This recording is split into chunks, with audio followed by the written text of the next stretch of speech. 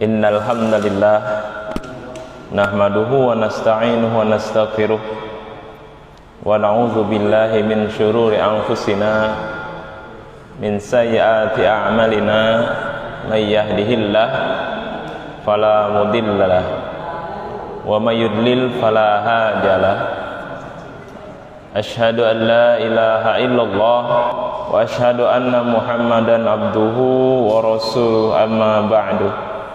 Alhamdulillah, rekan-rekan pemuda dan pemudi yang sama-sama mengharapkan ridha Allah Subhanahu wa taala. Sampai saat ini kita masih diberikan begitu banyak kenikmatan oleh Allah Subhanahu wa taala, sehingga kita dapat berkumpul dalam satu majelis ilmu yang insya Allah dinaungi oleh malaikat rahmat Allah Subhanahu wa taala. Mudah-mudahan kita semua melangkahkan kaki kita dari tempat kita masing-masing ke tempat yang mulia ini dalam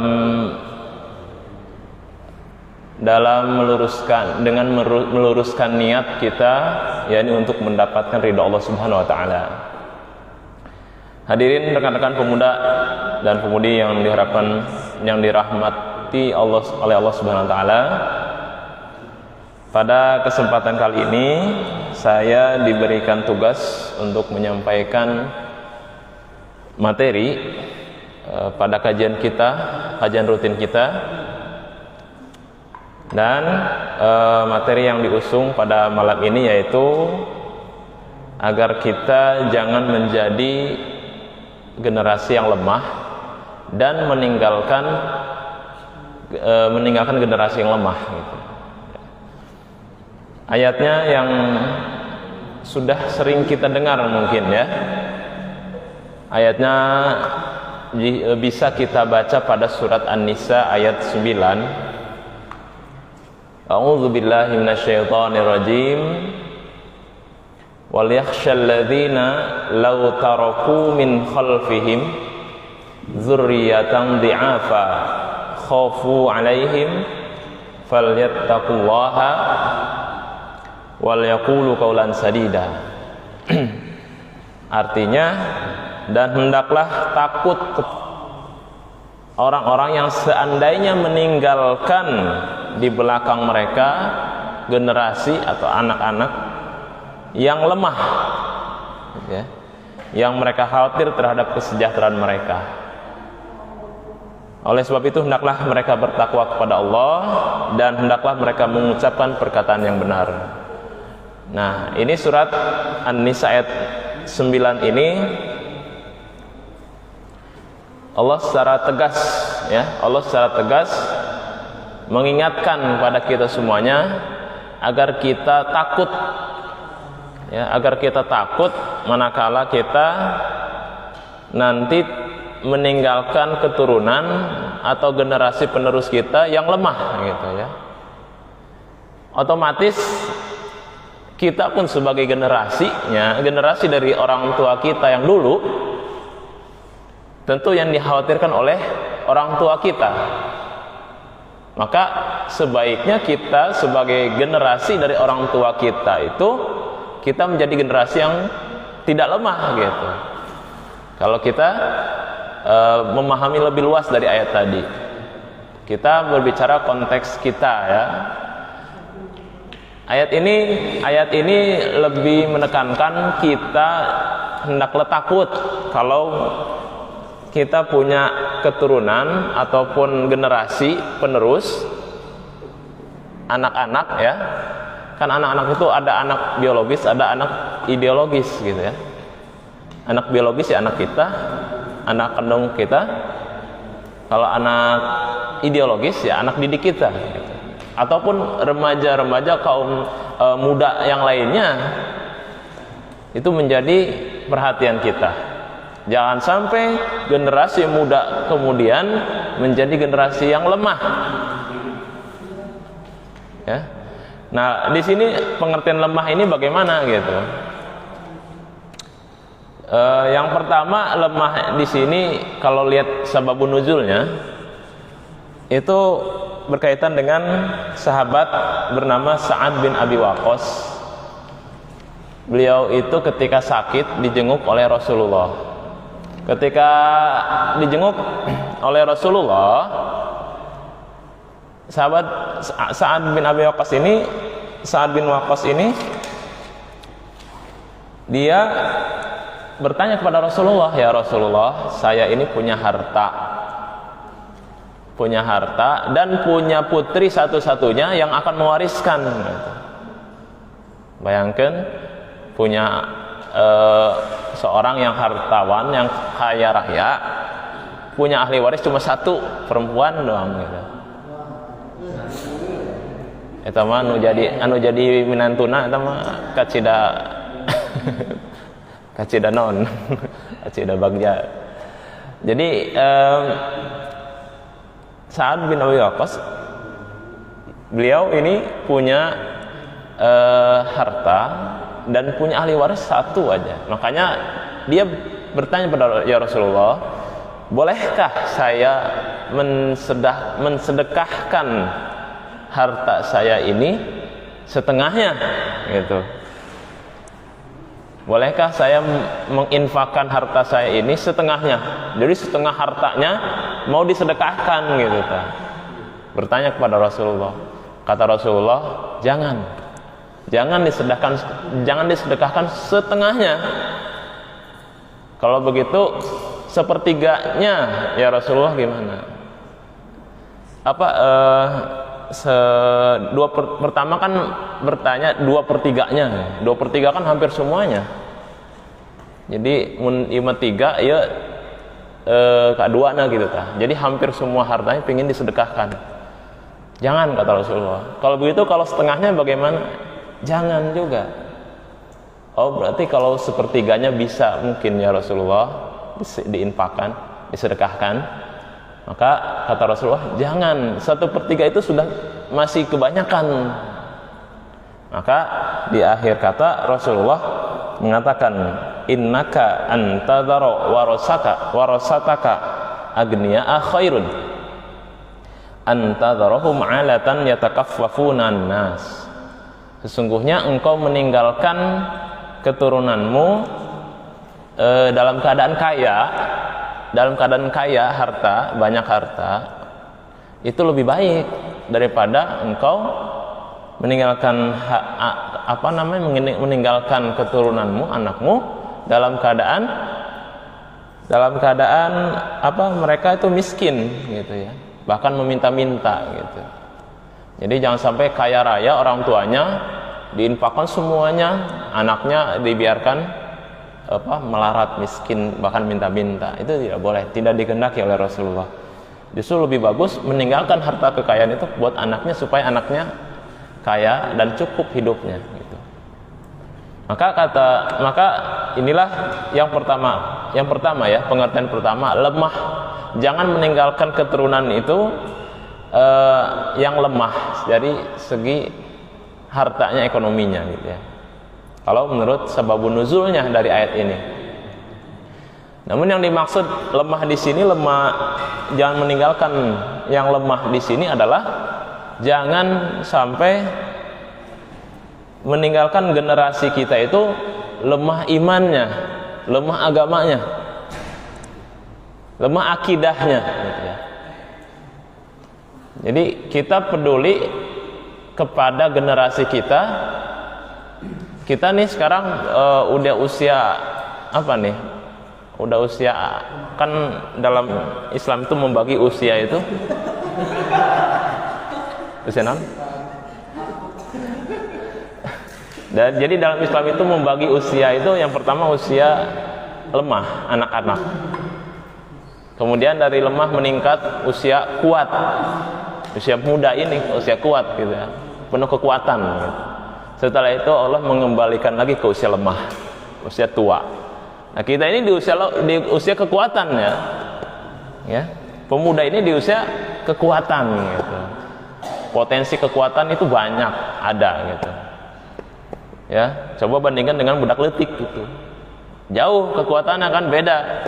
Diajak touring kan, diajak ke gunung ke capek, mau kuatin gitu.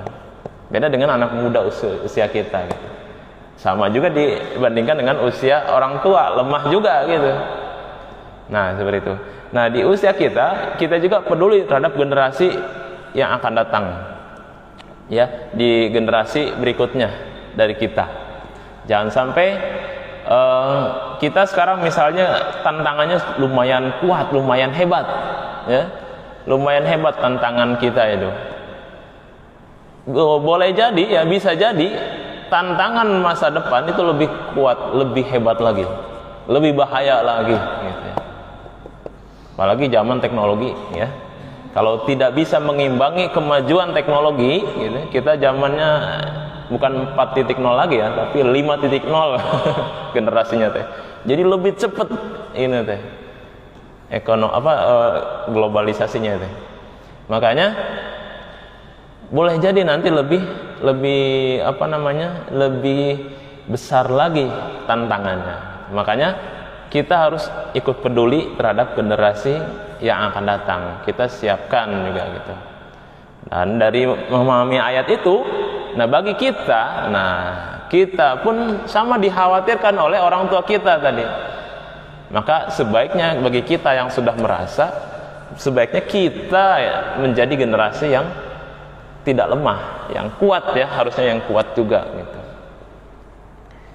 Maka tadi yang pertama kuat dari segi akidahnya. Akidah kita jangan mudah tergoyah. Akidah kita jangan mudah tergoyah hanya dengan iming-iming duniawi gitu ya. Akidah kita jangan sampai terjerembab kepada kemusyrikan gitu ya. Jangan sampai kita menggadaikan apalagi akidah Islam kita hanya karena iming-iming materi yang menggiurkan gitu. Ya, tidak sedikit ya godaannya gitu ya. Maka kuatkan akidah gitu. Selanjutnya kuatkan ibadah. Ya, kuatkan ibadah agar kita menjadi generasi yang kuat ya, kebalikan dari lemah tadi yang dikhawatirkan, yaitu kuat ibadah. Jangan sampai generasi kita generasi yang lalai terhadap sholatnya, apalagi sampai meninggalkan gitu ya. Sholat 5 waktu percayalah kita melakukan ya, tapi belum tentu seusia kita, teman-teman kita, saudara-saudara kita tetap menjalankan juga sholat 5 waktu gitu, ibadah-ibadah yang lainnya gitu. Jadi kan kita menjadi generasi yang kuat ibadahnya gitu. Maka perlu kesabaran ya, maka perlu kesabaran ketika ibadah, perlu kesabaran. Dalam surat Al-Baqarah kan dikatakan wasta'inu bis-sabri was-shalah wa innaha lakabiratun illa 'alal khashiin. Dan jadikanlah penolongmu sabar dan salat. Sabar dan salat. Jadikanlah penolongmu sabar dan salat. Jadi yang pertama kuatkan kesabaran kita. Allah memerintahkan kepada kita supaya menjadikan penolong kita dengan sabar gitu. Hakikatnya yang menolong itu Allah, tapi kuncinya dengan sabar dan sholat. Para sahabat Nabi juga Bilal pernah dinasihati oleh Rasulullah, "Arih Nabi ya Bilal, istirahatkan kita dengan sholat gitu." Maka ketika menjalani dalam, misalnya kita diuji dengan ujian ya, ketika kita diuji dengan ujian, yang pertama adalah kita hadapi dengan sabar, dengan tenang gitu ya, terima dulu ujian itu, jangan sampai membuat kita langsung bahasa kitanya tuh kalau semangatnya turun teh down gitu ya. Jadi jangan sampai ketika ada masalah menimpa kita langsung down, kita langsung kurang bergairah, lesu atau apa misalnya ya, tidak semangat dan sebagainya. Tapi kita terima dulu masalahnya, bahwa yakin itu teh adalah ujian dari Allah. Yakin Allah memberikan ujian itu tidak melebihi kemampuan kita. La yukallifullahu nafsan illa wus'aha. Allah tidak membebani seseorang kecuali berdasarkan kemampuannya. Mungkin Allah kasih ujian itu ke kita karena kita mampu, belum tentu dikasih ke orang lain gitu. Mampu karena Allah kasih kita karena menganggap kita ini mampu. Makanya yakin ujian dari Allah itu adalah pemberian dari Allah, dan tujuannya adalah untuk meningkatkan kualitas kita. Tujuannya untuk meningkatkan kualitas kita. Adanya ujian di sekolah untuk menguji, untuk melihat gitu tuh, sejauh mana nih layak tidak nih dari SD masuk ke SMP. Diadakanlah ujian. Ya, oh layak ke SMP. Kita pun sama diuji oleh Allah supaya apa? Layak kita ini menempati kedudukan yang lebih mulia di sisi Allah. Maka sabar, dan yang kedua adalah dengan sholat. Maka generasi yang kuat adalah dia selalu menghiasi hidupnya dengan ibadah-ibadah yang baik, ibadah-ibadah yang kuat. Kemanapun masalahnya dia timbul, dia tidak jauh-jauh dari masjid, dari ibadah. Maka hadirin rahimakumullah, maka kuatkan yang kedua adalah ibadah. Yang ketiga adalah kuatkan ilmu pengetahuan. Kuatkan ilmu pengetahuan. Itu ilmu pengetahuan berbanding lurus dengan tingkat kesejahteraan. Seseorang yang punya ilmu dan tidak punya ilmu itu beda hasilnya. Maka generasi kita harus dikuatkan terus dengan ilmu dan wawasan, terutama ilmu-ilmu agama ya, ilmu yang menjadi dasar untuk kita. Ilmu agama yang menjadi dasar untuk kita, ya. Maka dibarengi dengan ilmu-ilmu ya kemajuan teknologi dan lain-lain sebagainya, gitu. Ilmu-ilmu ekonomi dan sebagainya, gitu ya. Maka ilmu itu akan menunjang dengan kesuksesan kita, kesuksesan dari generasi itu. Ya. Maka selanjutnya akan memperoleh kekuatan ekonomi, gitu ya. Kekuatan ekonomi itu perlu juga dipegang oleh umat Islam, ya. Umat Islam jangan sampai yang dikenal sebagai orang yang terbelakang dan miskinnya saja. Umat Islam juga harus berani tampil bagaimana caranya supaya umat Islam ini maju dari ekonominya juga, gitu. Maka ini perlu memang dorongan spirit atau motivasi yang tinggi, gitu ya. Maka dan itu harus ditempa dari mulai sekarang, usia muda, gitu. Dari usia muda itu. Makanya tadi kesempatan usia muda itu usia penuh kekuatan, gitu. Berada di antara dua kelemahan. Usia lemah anak-anak dan usia lemah orang tua. Kita nanti kan dari kemarin kan kita sudah melewati masa lemah jadi anak-anak ya. Kita sekarang di usia penuh kekuatan. Nanti kita akan kembali ke usia lemah orang tua. Maka jangan sia-siakan usia muda ini, usia kekuatan ini. Maka bagaimana caranya supaya memanfaatkan usia muda ini, usia penuh kekuatan ini supaya berhasil. Manakala nanti kita udah melewati usia muda ini, sudah tinggal menikmati hasilnya saja, panennya saja. Jangan sampai kita termasuk nanti orang-orang yang menyesal. Oh, kaduhung baheula keur ngorakna asal-asalan, ulah sampai gitu. Nah, kita jangan sampai menjadi orang yang menyesal di kemudian hari. Usia muda sekarang kita gunakan sebaik mungkin. Maka ada kata Ustadz Ustadz Budi Ashari ya, usia muda ini jangan sampai ya lebih banyaknya dunia anak-anaknya, gitu. Anda belum bisa dikatakan usia muda kalau masih lebih banyak usia lemah itu, usia anak-anak itu masih masih dipenuhi dengan dunia anak-anak gitu ta. Jadi usia muda tapi masih lebih banyak dunia anak-anak gitu. Dunia permainan aja. Kalau dunia anak-anak itu lebih banyak ke dunia permainan gitu. Kita ibaratnya ada misalnya banjir, ada hujan deras ataupun banjir besar yang menyebabkan kebanjiran. Anak-anak mah ngelihat gitu teh wahana gitu ta. Oh, kolam renang gede ya. Tapi juga orang dewasa ini musibah gitu. Ini bagaimana caranya supaya keluar dari masalah ini. Tapi anak-anak itu melihatnya, wah ini wahana permainan. Makanya usia muda, usia dewasa ini lebih banyaknya memanfaatkan gitu ya waktu itu dengan yang bermanfaat. Tidak menyia-nyiakan usia muda ini dengan menghabiskan waktu dengan hal yang sia-sia gitu.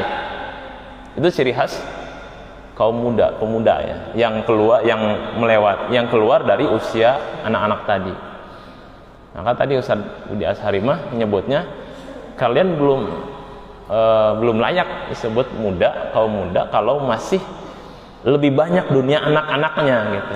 Jadi kita lebih banyak disibukkan dengan dunia permainan gitu, dunia game dan sebagainya gitu.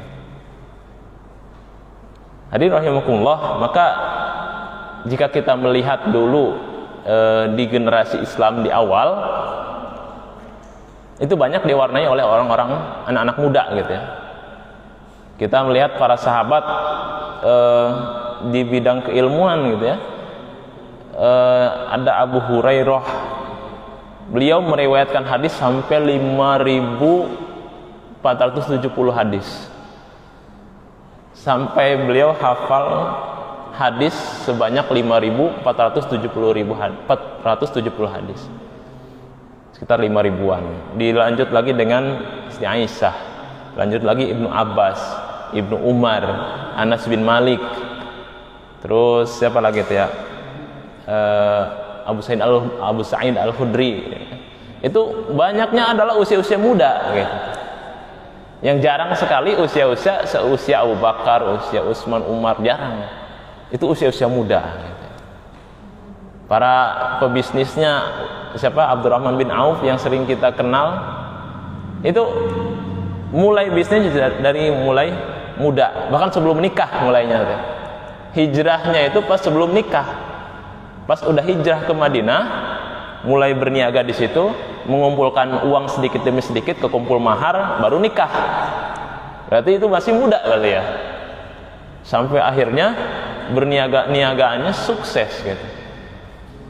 Orang-orang yang ikut perang, ya, orang-orang yang ikut perang juga sama. Itu kebanyakan kaum muda. Jadi karena apa? Karena itu lebih banyak kekuatan fisiknya gitu. Jadi yang muda mah ibaratnya di zaman Rasulullah itu menghadapi sabetan pedang itu nggak takut, nggak gentar gitu. Karena apalagi dengan motivasi untuk membela agama Allah. Di perang pertama, perang Badar ya, Abdurrahman bin Auf sendiri sampai ikut perang, alhasil mendapatkan luka-luka yang tidak sedikit, 9 luka parah dan 20 luka kecil. Saya baca di catatan tarikhnya. Itu dari satu orang sahabat, Abdurrahman bin Auf. Setelah perang Badar itu beliau mendapatkan 9 luka parah dan 20 luka kecil. 20 luka kecil. Yang luka kecilnya itu ada digambarkan katanya ada yang sedalam ini apa? Anak jari, kelingking jari. Itu yang kecil. Apalagi yang parah nas kumaha gitu. Ari urang mah karena sakit ieu ge ka naon? Ka sabat naon gitu nya. Langsung aduh hoream segalana. Enggak kuat apa-apa. Itu setingkat para sahabat seperti itu. Makanya mereka memang di tempat fisiknya juga gitu ya. Mereka di tempat fisiknya juga. Maka kita pun sebaiknya seperti itu. Sebaiknya seperti itu. Di tempat fisik kita mumpung masih muda, semampu kita. Bisanya apa? Olahraga apa? Ya, jangan sampai kata Al-Qur'an damah, jangan sampai kita tidak melakukan i'dad. Wa'iddu lahum mastata'tum min quwwatin, ya. Surat Al-Anfal itu ya. Dan wa'iddu lahum mastata'tum min quwwah, dan hendaklah kalian bersiap. I'dad itu bersiap. Min quwwatin, mempersiapkan dari kekuatan. Kekuatan itu apa? Kekuatan memegang senjata, kekuatan apa? Fisik gitu ya. Melawan musuh dan sebagainya, itu kekuatan. Kita hendaknya punya persiapan ke situ. Semampu kitanya mampunya apa, gitu ya. Jangan sampai kita manakala terjadi seperti di mana? Cina di Uighur itu, padahal Uighur itu adalah negeri muslim yang dulunya yang menghasilkan bela diri muslim ya. Cina Mongol itu menghasilkan dulunya itu menghasilkan para pendekar muslim. Dari bangsawan keturunan kerajaan itu menghasilkan ilmu kungfu muslim.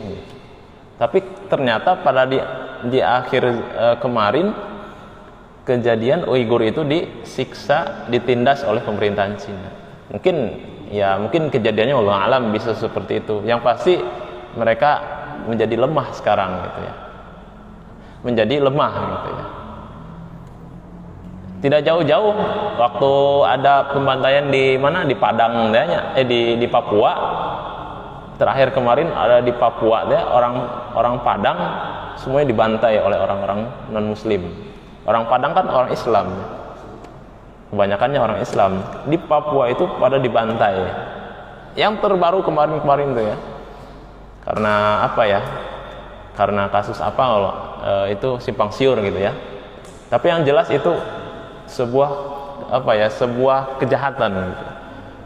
Makanya sampai Ustadz siapa tuh yang sering berkuar-kuar gitu, jangan sampai kalian diam saja karena diam saja tanpa ada perlawanan gitu tuh. Kalian diam tetap dibunuh, melawan pun dibunuh. Maka lebih baik mati dalam keadaan melawan gitu. Karena apa? Karena tidak ada rasa keberanian gitu. Setidaknya makanya kalau ada persiapan, ada i'dad, itu setidaknya kita mati dalam perlawanan gitu. Ketimbang kita mati dalam kelemahan langsung Allah. Makanya penting sekali lagi kekuatan fisik gitu ya. Manakala kita terjadi sesuatu ya kita sudah i'dad, sudah persiapan. Adapun takdir Allah berkata lain ya kita yang penting sudah i'dad, sudah melaksanakan perintah Allah gitu ya. Hadirin yang rahimakumullah. Maka Rasulullah SAW menyampaikan hadis yang sebelumnya juga pernah saya sampaikan, al-mu'minul qawiyyu khairun wa ahabbu ilallah. Mukmin yang kuat itu lebih baik dan lebih dicintai oleh Allah. Mukmin yang kuat dan lebih dicintai dan lebih baik dan lebih dicintai oleh Allah ya. Tetapi kata Rasulullah, dan pada keduanya terdapat kebaikan ya. Ini bukan berbicara yang bagus dan yang jelek, bukan berbicara yang kuat baik, yang lemah jelek. Tidak, Rasulullah adil di situ menyebutkan, di situ sedang menerangkan mana yang lebih baik gitu kan, antara mukmin yang kuat dan lemah gitu. Tentu Rasulullah menyebutkan mukmin yang kuat itu lebih baik daripada mukmin yang lemah gitu. Kalau yang mukmin yang kuat, ibadah apapun kuat gitu ya. Bahkan ibadah haji itu rata-rata kesemuanya ibadah fisik maka diperlukan fisik yang kuat. Maka jelas mukmin yang di situ, keutamaan mukmin yang kuat itu lebih ditonjolkan oleh Rasulullah SAW. Maka Rasulullah pun berdoa, yang doanya sahih sekali, yang sering kita baca, ya, yang sering kita dengar gitu. Allahumma inni a'udzubika minal hammi wal hazan. Ya Allah, kami memohon perlindungan kepadamu dari al-hammi wal hazan, dari apa? Kebimbangan dan kesedihan. Kayak bagi yang kaum muda yang suka galau, ya, itu layak nih seringkan doa-doa seperti ini. Kita, ya, saya sendiri sama gitu, harus diseringkan doa semacam yang seperti ini gitu ya. Allahumma inni a'udzubika minal hammi wal hazan. Ya Allah, kami berlindung kepadamu dari kebimbangan dan kesedihan. Itu sepaket, bimbang kesananya sedih.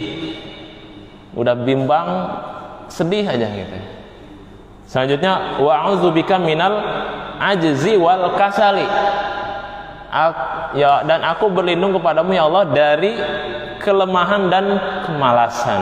Nah, al-ajzi ini, wal ajzi tadi, ya, wal ajzi itu lemah, kelemahan gitu, lemah gairah gitu, tidak semangat, tidak apa namanya, lemah gairah, lemah semangat ya. Kayak kemarin setelah COVID ya, banyak sekali yang terkena ini nih, imbas dari apa, lemah gairah ini nih. Jadi memandang ke depan itu kayak suram aja itu ya. Jadi tidak ada gairah hidup gitu. Jadi apa namanya, pesimis aja gitu. Maka kita berlindung dari minal ajzi wal kasali, wa a'udzubika minal jubni wal bukhli, dari rasa takut, dari penakut dan bukhli dan bakhil. Wa a'udzubika minal ghalabatid dain wa qahri rijal, dan kami berlindung kepadamu dari lilitan hutang dan dijajah manusia. Nah, hadirin rahimakumullah, itulah di antara doa yang diajarkan Rasulullah. Intinya mengajarkan pada kita agar menjadi muslim yang kuat. Dan kuat ini tidak identik dengan banyak ya. Kita membangun kekuatan tidak identik dengan banyak orang ya. Jadi tidak menjadi jaminan banyak orang itu menjadi kuat.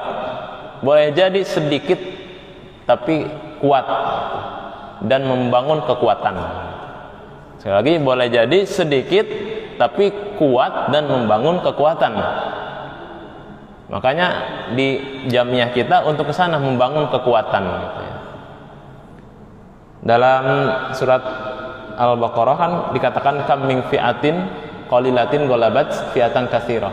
Betapa banyak kelompok yang sedikit dapat mengalahkan kelompok yang besar. Musuh yang besar bisa dikalahkan oleh kaum muslim yang sedikit, seperti terjadi pada perang Badar. Perang Badar jumlah kaum muslimin sekitar 300-an, tapi dapat mengalahkan sekitar 1000-an ya, 1000-an kaum kafir. Itu tidak menjadi jaminan jumlah, asalkan muslim itu kuat, itu dapat mengalahkan musuh. Maka perlu kekuatan itu. Sebaliknya di perang Hunain justru muslim kalah. Muslim kalah ya. Dalam surat At-Taubah diceritakan, Allah menceritakan At-Taubah ayat 25. Wa yawma Hunain id a'jabatkum kasratukum falam tughni ankum syai'an. Dan pada perang Hunain id a'jabatkum kasratukum, ketika kalian merasa sombong, congkak karena jumlah kamu yang banyak, tapi ternyata tidak dapat menolongmu, tidak dapat memberi manfaat dari jumlah yang banyak itu. Jadi kebalik di perang Hunain mah umat Islam lebih banyak tapi kalah gitu kan. Umat Islam lebih banyak merasa agul gitu kan, karena lebih banyak ya kita ya. Justru itu membuat kekalahan akhirnya. Maka sekali lagi, sedikit tapi kuat dan menguatkan dan menghasilkan kekuatan. Itu yang lebih baik gitu. Jadi rahimakumullah, kembali ke tema tadi, judul bahwa kita hendaklah takut, ya, kata ayat Al-Quran surat An-Nisa ayat 9, hendaklah takut meninggalkan keturunan, meninggalkan generasi, ya, generasi apapun, biologis ataupun ideologis, ya, generasi yang lemah gitu ya. Maka kita pun selaku generasi dari orang tua kita, hendaknya kita menjadi generasi yang kuat, tidak boleh menjadi generasi yang lemah. Lemah akidah, lemah ibadah, lemah ilmu pengetahuan, dan lemah ekonomi dan lain sebagainya. Kita berusaha saling menguatkan agar kita menjadi generasi yang kuat. Jadi rahimakumullah, itulah diantara beberapa penyampaian materi pada malam ini yang kita petik dari beberapa ayat Al-Quran dan hadis-hadis Rasulullah SAW. Mudah-mudahan dapat memberikan manfaat bagi kita semuanya. Dicukupkan sekian penyampaian materi ini, mudah-mudahan bermanfaat. Aqulu qouli hadza wa astaghfirullah li wa lakum. Rabbana la tuzigh qulubana ba'da idh hadaitana wa hab lana min ladunka rahmah innaka antal wahhab. Rabbana atina fid dunya hasanah wa fil akhirati hasanah wa qina adzabannar. Assalamualaikum warahmatullahi wabarakatuh.